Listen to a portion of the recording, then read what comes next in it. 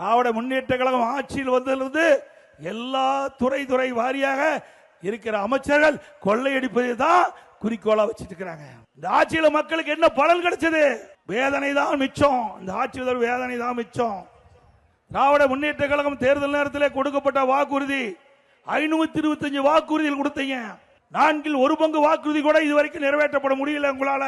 ஆனா திரு ஸ்டாலின் பேசுறார், 98% அறிவிப்புகள் நிறைவேற்றப்பட்டதா குறிப்பிடுறார். நான் சட்டமன்றத்தில் பேசினேன், திரு ஸ்டாலின் அவர்களே, நீங்க 98 அறிவிப்புகள் நீங்க நிறைவேற்றப்பட்டதாக இன்னைக்கு பத்திரிகை ஊடகத்தில் வெளியிடுறீங்க.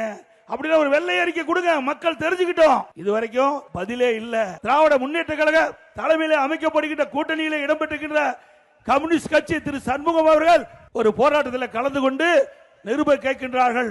இன்றைக்கு திராவிட முன்னேற்ற கழக கூட்டணியில் அங்கம் வைக்கின்றீங்க. திராவிட முன்னேற்ற கழகம் ஆட்சிக்கு வருவதற்கு முன்பு 2021 திராவிட முன்னேற்ற கழக தேர்தல் அறிக்கையில் 525 அறிவிப்புகள் வெளியிட்டாங்க.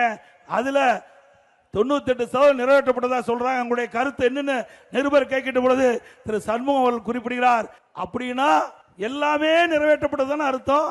அப்படி நிறைவேற்றப்படவில்லை என்று கூட்டணியில் அங்கம் வகிக்கின்ற கட்சியுடைய தலைவரே குறிப்பிட்டு விட்டார்.